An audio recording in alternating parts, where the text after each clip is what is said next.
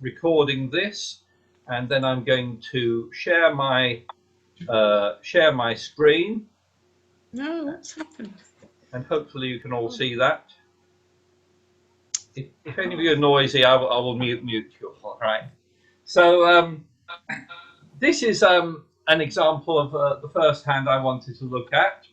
And imagine the bidding has gone like this. Imagine West has opened 3 clubs, which is a preemptive bid, and it's gone pass round to you as South.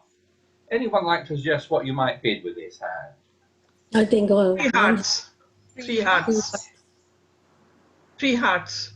3 hearts. I hear a vote for 3 hearts. Any other votes? 3 hearts. 3 hearts. Any advances on 3? I 4 think that, hearts. well, I think 4 there's hearts. I think there's a good case to bid 4 hearts here. I mean, you have a fantastic hand, and when the opponents preempt, you'll often want to bid 3 hearts on a hand that's a lot weaker than this. So you should bid. A good guideline is to assume your partner has a few useful cards for you, maybe about 7 points on average. And if you can imagine your partner, say, got 1 useful card for you, you could easily make 4 hearts with very, very little from your partner. So let's suppose you bid 4 hearts. And sorry, I just need to modify my screen a little bit. Just give them. Suppose your partner doesn't have any. Yeah. Well, suppose he doesn't. Are you worried about? What are you worried about here? Well, you're not really worried about the hearts because you're so strong, aren't you? Yeah. I mean, what you're worried about is, some other useful card somewhere you'd like your partner to have.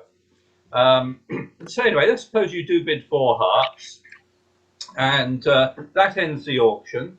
And West leads the ace of clubs, and down comes dummy, and you can see your partner does have a reasonable hand for you. They've got some spades, king of diamonds. Yes. There's a problem. What's going to happen here? If you have a little think about the clubs, West has got a 7-card suit, presumably. There's 3 in dummy, and you've got 2. So East has got I'm going to have to mute you all because someone is talking there. Just a second. Let me. If you're talking, would you stop or mute yourselves? Okay, I'm just trying to mute you all. Okay, just a second. Let me just mute you all. Okay. So you're muted now, but you can unmute yourselves if you wish to talk. So there's a problem here because let's suppose they take the ace of clubs and they then play another club. East plays the jack of diamonds, which is presumably some kind of signal. Now you're in danger of being defeated. Even though you've got all those spade tricks, you've got bags of tricks here. If the opponent shifts to a diamond, they might trap your king and you might lose the first 4 tricks there. Okay, whatever they play now, you can win that one and you'll claim the rest, drawing trumps and taking the remaining spades. So you got defeated on that one. Let's look at the hand again. Just bear with me a second. Okay, let's look at the hand again and see if there's anything you can do about that. As it was, you lost 2 clubs and 2 diamonds right away. But if instead what you can do when they play the ace of clubs is throw away the queen. You're trying to basically fool them into thinking that is a singleton. Now, throwing away the queen is not going to cost you a trick. That queen is never going to make a trick, is it? But by throwing away the queen from a doubleton there, you're trying to discourage them from taking another club. West might well think, oh, that might look like it was a singleton, and he might shift to another suit. And even if he shifts to diamonds, suppose he plays a diamond like he did before, okay, he can take 2 diamond tricks, but he can't take any more clubs. If he plays another suit or plays another diamond, you're going to ruff that one, and then you're going to draw trumps, and then you can claim the rest of the tricks. You've got all the good spades there.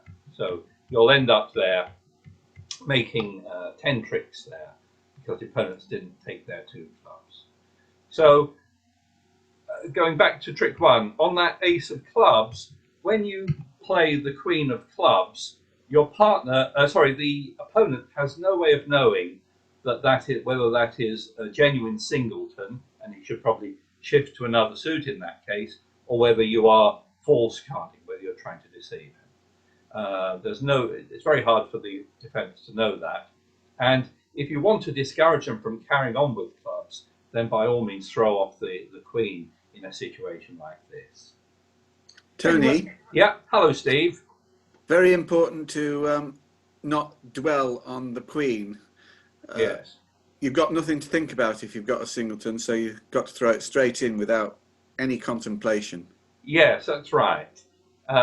You should be prepared for this, at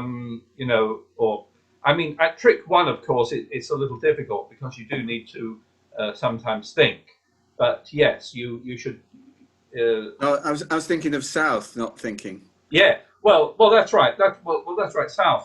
That's what I mean. Except on the opening lead, it's normal for declarer to have to think for a little while. But yeah. But yes, you don't want to. I mean, this applies online to some extent, maybe more in real life. You don't, if we ever get back to that, you don't want to think and think and think and then play the queen, because that would tip the opponents off that you're thinking about it. And a lot of times, although this lesson is about deception, a lot of times you'll find that very few declarers will what's called false card, will deliberately play the wrong card to deceive you. But today that might come up. All right. Anyway, yeah, that was a good point, Steve. Let's try another one. This computer is running fine. It's a little bit slower when I think I'm running Zoom and recording especially, but let's have a look at this one anyway. Good. So you open 1 spade on this one. There's a 2 club overcall. Your partner bids 2 spades, and although you've only got 14 points, you've got a 6 card spade suit, and you might very well go to 4 spades here. And the opponents start off with the ace of clubs, and let's try and make a plan on this hand. You can count your winners, or you can try and count your losers. On this hand, it's just as easy to count our winners, I think. We've got how many spade tricks? We're going to make 6 spades, aren't we? Barring a horrible distribution, which we don't get here. So we're going to make 6 spades, and we've also got 2 hearts and 2 diamonds, haven't we? So we've got 10 tricks here, and it looks like that's what we should be able to make. Is there any chance to make more than 10? You unmute yourselves if you would like to suggest something. It's difficult. It's difficult, yes. There's no obvious chance, but given that you're going to make 10, maybe there's a remote chance that you will make an extra trick with one of your 10s, with the 10 of hearts or the 10 of diamonds. It will require the opponents to discard poorly, but you can give them a chance to do that by basically playing off all your trumps. So let's suppose they take the ace, the king, and you ruff the 3rd round of spades. What I'm going to do here is play trumps. The queen drops here, so I can draw the last trump. And instead of cashing my winners, I'm actually just going to keep playing trumps. And what I'm hoping for is a situation like this, where one or other of the opponents starts to come under pressure. Okay, there's not too much pressure yet. But this is the moment coming up where if I cash the king of diamonds and then play my last trump, can you see that East may not know what to discard here? East is looking at dummy over here with the ace king 10 and might well decide to try to keep his queen of hearts to make a trick. And if that's the case, he may discard a diamond. And as it turns out, if he discards a diamond, well, you play your hearts like you were going to anyway. You played your top 2 hearts. No, your 10 of hearts is not good now, so you play your diamonds. And if you're lucky, you may find that East has discarded the queen of diamonds and you can make an 11th trick with your last diamond. There's no guarantee that's going to work, but you give yourself a chance with this kind of distribution by just playing off all your trumps and hoping that the opponent will discard something to your advantage. Any comments on that? Some people with this hand, they they make the mistake of trying to rough hearts. Let's just wait for this to come up. It's a bit slow. There we go. This is the same hand, but sometimes when I ask people on a hand like this, is there a chance to make any more tricks? They think about roughing a heart, which you can do. You can play the ace king and rough a heart, but it actually doesn't lead to any extra tricks. Roughing in the hand with the long trump suit will not give you any more than the 6 tricks you're planning. And in fact, if you do that, you may tip the opponents off as to what to hold and what to discard. So if you play it this way, this is the same hand as before, where you rough that, you start drawing trumps, you draw the last trump, and some people on this hand, they start by wanting to play hearts. They play the ace, king, and rough a heart, which you can do, but it doesn't actually help you. In fact, what it does is it tells the opponents that you don't have any more hearts in your hand. So if you now do what you were trying to do before and play the spades, the opponents will have got rid of their hearts and will hang on to the diamonds. So when you play the diamonds, your last 10 of diamonds won't be good, because East knew that there was no point keeping the hearts. He just needed to keep the diamonds because you'd already roughed a heart. So this is an example. It shows 2 things. It shows an example of hand where you shouldn't rough the hearts here. It doesn't really help you, and it also tips off the opponents not to keep their hearts. Any comments on that one? So it's a sort of mild deception there, hoping the opponents will discard something to your advantage. Okay, let's try another one. Okay, yeah, this was an actual hand that was played a little while ago, and some people ended in 3 spades. I think some ended up in 4 spades, and it made a variety of tricks. Some made 8, some made 9, some made 10 on this hand. And let's suppose you just play it in 3 spades. That's a preemptive bid. And suppose no one bids anything, although East West may well decide to come in with something. But let's suppose you play it in 3 spades. And let's suppose the opponents lead. Well, what would you lead with this hand? Diamond. Ace of diamonds looks good, doesn't it? So you lead the ace of diamonds, and down comes dummy. And let's have a little think about what your tricks are going to be on this hand. How many spades you're going to make?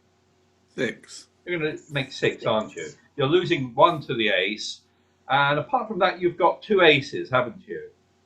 So you've got 6 spades and ace of hearts and ace of clubs. Any chance to make any more anywhere?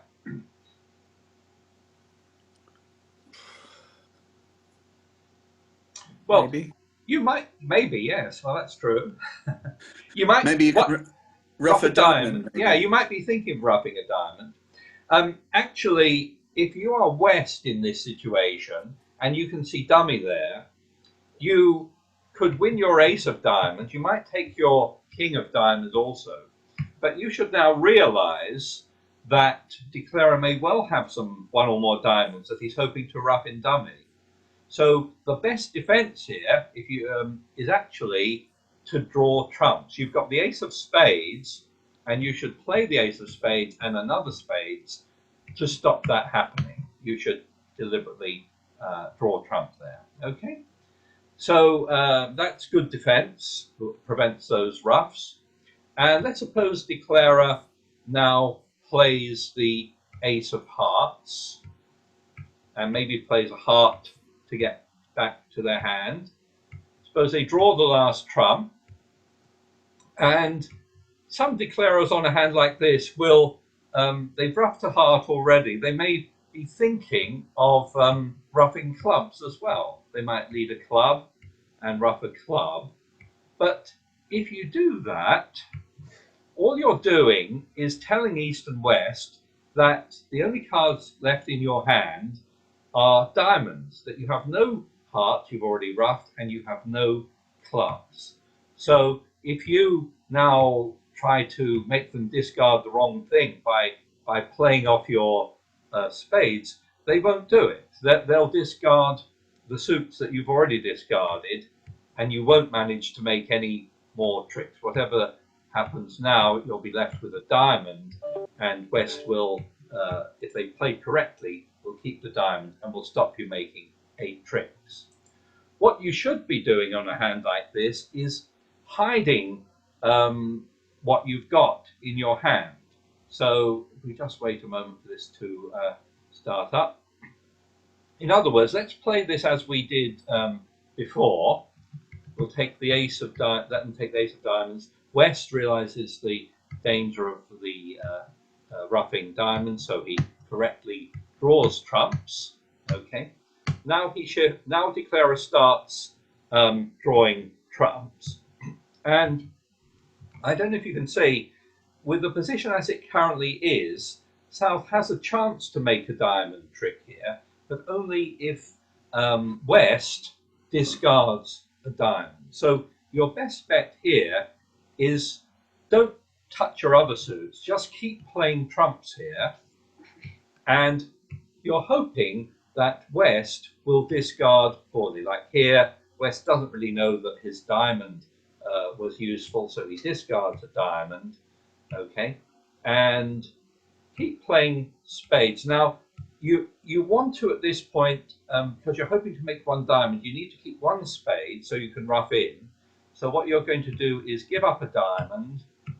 Okay, whatever they play back here, you can win that one. You can come back to your hand here by playing a heart and roughing, and if you're lucky, they will have discarded poorly, and you can make 1 extra trick with the last diamond. It was West here who didn't really know what to hang on to, and you made it hard for him by concealing your position here, not giving away the fact that you had singletons in these 2 suits.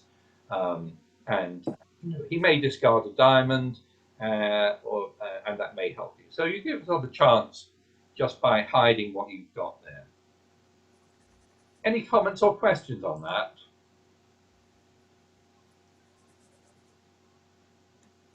Let's just bring up, this will be the, yes, let's look at this one. So here you've opened 1 spade. There's a 2 club overcall, let's say, although a double is also a reasonable choice.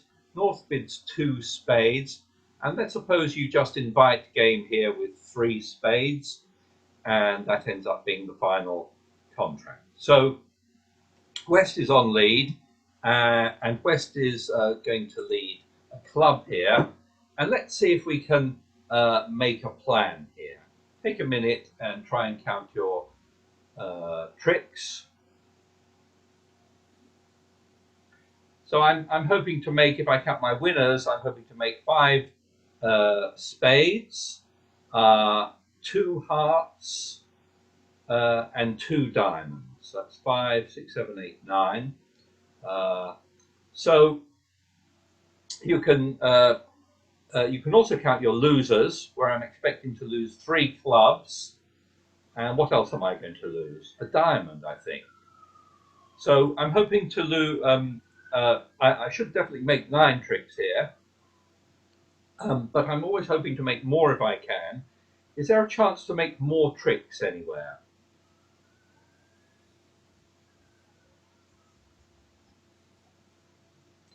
Well, things don't look great, but maybe the opponents will discard something. Let's just see what happens if you play this out. They take the first 3 clubs, and suppose they shift to a diamond, which you win. And let's suppose we start drawing trumps now. So we draw 1 round there, play another one here, and West throws off a club. We keep playing trumps. West throws off another club. And what we're hoping to do is to see if West on this hand will come under pressure and will discard something that may help us. Now, if we start playing hearts here, play another heart. Sorry, that was heart. Then we play the king of diamonds. Sorry. Now we play another heart to the king there, and if we play a heart planning to ruff here, okay. Now West knows that we have no hearts left. So if I play my last trump here, West knows there's no point keeping the heart there. So they will throw off the heart, okay, and we'll lose the last diamond as we expected. Was there any way to give yourself a better chance on this hand? Well, it was to not give away the position in heart. So let's bring this up. In other words, what we want to do is let's play it as we did last time. Okay, they play a diamond, which we take. Now let's draw trumps. But what we're not going to do here is ruff a heart. We're not going to play the ace king and ruff a heart like we did last time. We're just going to play trumps here. Okay, and if we keep playing another trump, okay, at this point when we play our very last trump, I don't know if you can see that West again isn't quite sure what to discard here. If West, seeing his Queen Jack 10, might think he should hang on to the 3 hearts. Okay, so he may decide to discard a diamond. Okay, and now when you play the rest of the hand, you'll find that your last diamond may make a trick. Okay, it's not guaranteed, but you basically gave the opponents as little information about your hand as possible, so that they chose a poor discard there. And West might have decided to hang on to his hearts there rather than his diamonds. So those are just some examples of playing. Let me just see. I don't know if I had another one. Those are just some examples of deceptive plays. Very often it involves running off your long suits. Oh yeah, no, I didn't want to look at that one. That was. Johnny, can I just ask you a question about the last hand? Yeah, this one. Yeah. Mm-hmm. The last, yes.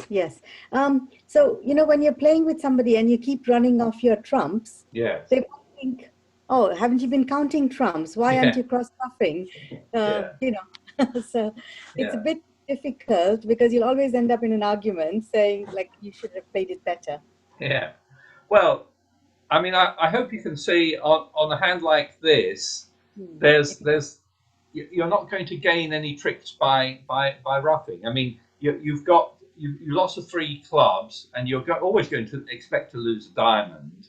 So you really don't expect to make any more. There's nothing to be gained by trying to cross rough. So your only chance is that they will discard poorly.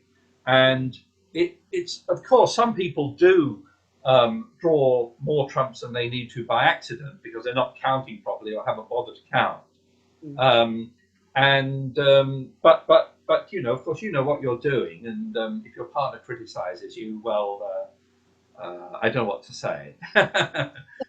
you, yeah. But it also applies in, you know, in no trump contracts where you play off all your long suits and again give the opponents a chance to discard poorly. So it's a similar tactic, if you like. Anyone else have any other questions on that?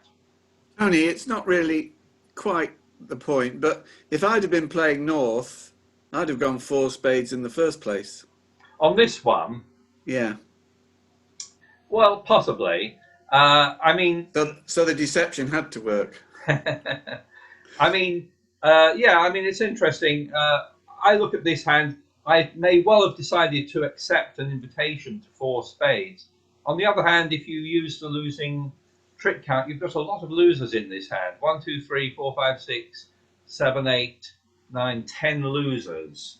So because it's such a flat hand, you know, you may decide not to accept the invitation. But yes, I know many people would.